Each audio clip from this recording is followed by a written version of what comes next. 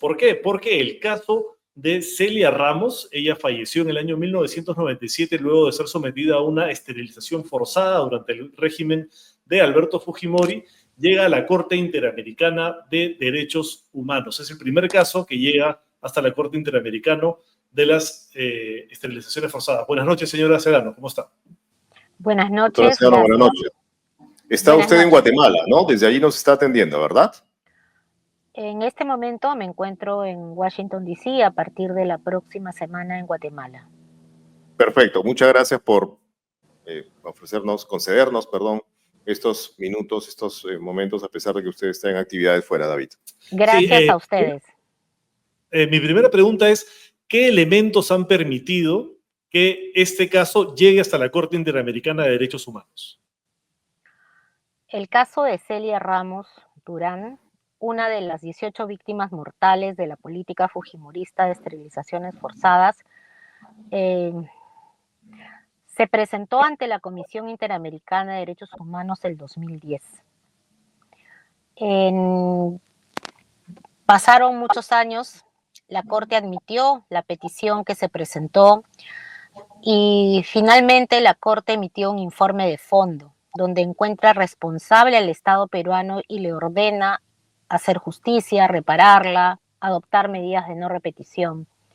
Pero el Estado peruano hizo caso omiso y por lo tanto la Comisión Interamericana lleva este caso emblemático de lo que fue una política de Estado, con un de conocimiento de las más altas autoridades del Estado, con un aparato organizado de poder, una cadena de mando, un modus operandi, un ataque sistemático y generalizado a una población civil determinada.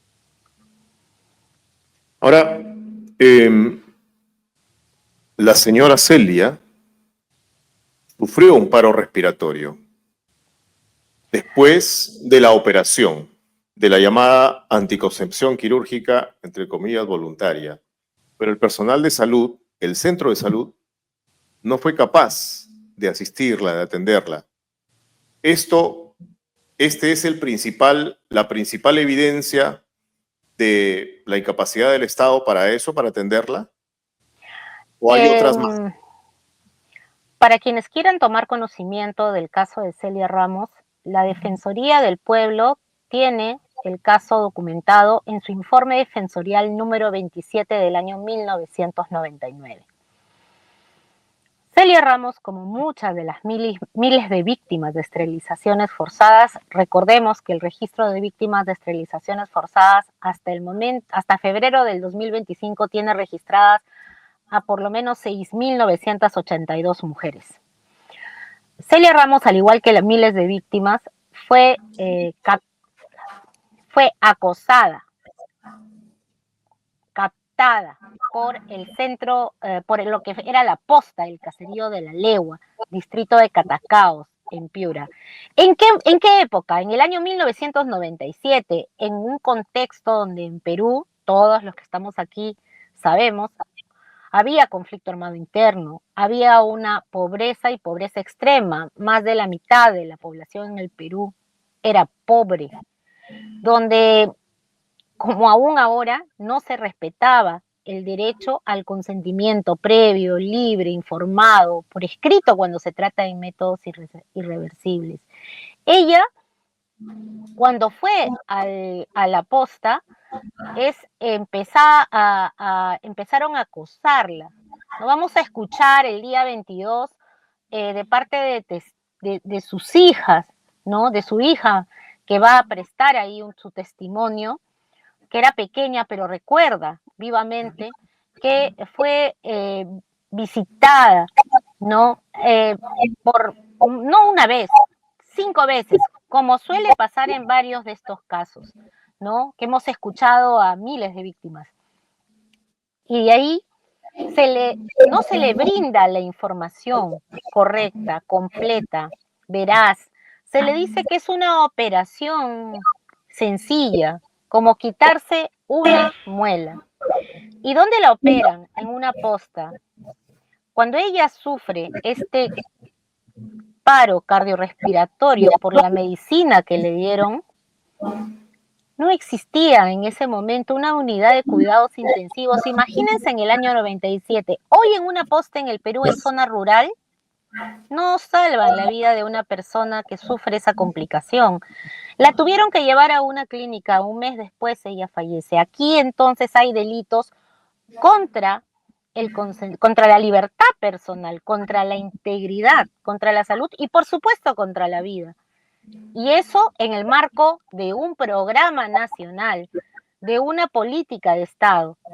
No fue un caso aislado, un caso individual, fue parte de un crimen de lesa humanidad. Para el actual congresista de Fuerza Popular, Alejandro Aguinaga, fue ministro de Salud durante esta etapa del gobierno de Alberto Fujimori. ¿Qué responsabilidad se le imputa al señor Aguinaga en este caso y en general en el caso de las esterilizaciones forzadas ante la Corte Interamericana? En el Perú, Eduardo John Mota, Marino Costa Bauer y Alejandro Aguinaga, ex ministros de Salud, tienen un proceso penal abierto. Bueno, la Fiscalía tiene que volver a presentar una denuncia ante el Poder Judicial ya con las reglas del nuevo Código Procesal Penal y ellos están en calidad de investigados y van a ser nuevamente denunciados. En la Corte Interamericana, lo que la Corte va a hacer es establecer la responsabilidad del Estado peruano y va a determinar qué tipo de responsabilidad es esa.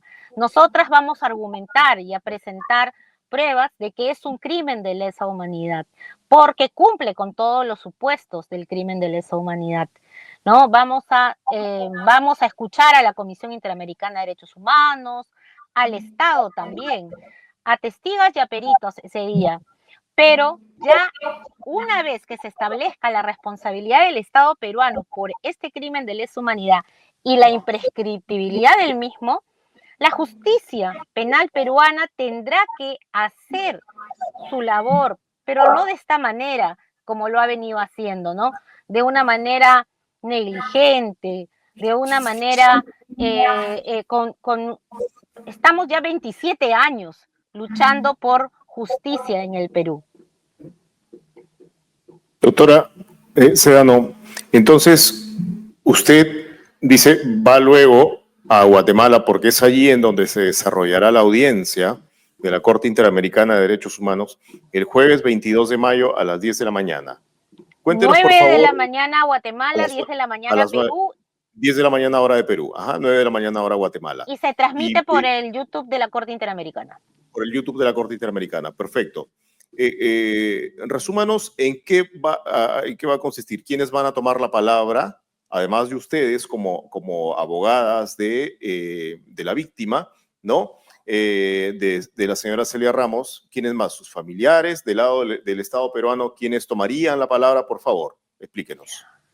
Mire, las audiencias de la Corte Interamericana en este caso son públicas, ¿ya? Así que invitamos a todas las personas que buscan verdad, justicia, reparación en el Perú y en el mundo a que vean esta audiencia pública histórica, ¿no? Vamos a tener oportunidad de escuchar a la defensa, que estamos, DEMUS, Centro de Derechos Reproductivos, CEGIL, 3 organizaciones, defendiendo a quienes, a las hijas de Celia Ramos, que quedaron con las afectaciones de lo que le sucedió a su mamá por esta esterilización forzada y porque producto de la manera en cómo se hizo, ella murió, ¿no? Y eso todavía tiene que ser determinado en la justicia peruana una vez que aquí vamos a lograr enmarcar el caso como un crimen de lesa humanidad imprescriptible. Vamos a poder escuchar a la hija mayor de Celia Ramos, vamos a poder escuchar a la perita Kimberly Taydon, vamos a poder escuchar también a la Comisión Interamericana de Derechos Humanos que llevó este caso a la Corte, que ya encontró responsable al Estado peruano. Vamos a escuchar también a los representantes del Estado peruano. ¿Quién defiende al Estado peruano? La Procuraduría Supranacional. Quien encabeza la Procuraduría es Carlos Yaja, abogado de la Procuraduría. Pero además el Estado ha presentado dentro de la delegación a, por ejemplo, el representante del Perú ante la OEA, ¿no? Sardón, y también vamos a ver a sus peritos y testigos, vamos a escucharlos, ¿no? Como siempre, bueno, vamos a, llegado su momento, a saber pues cuál es la postura del Estado peruano, que no es de extrañar, seguramente será negacionista.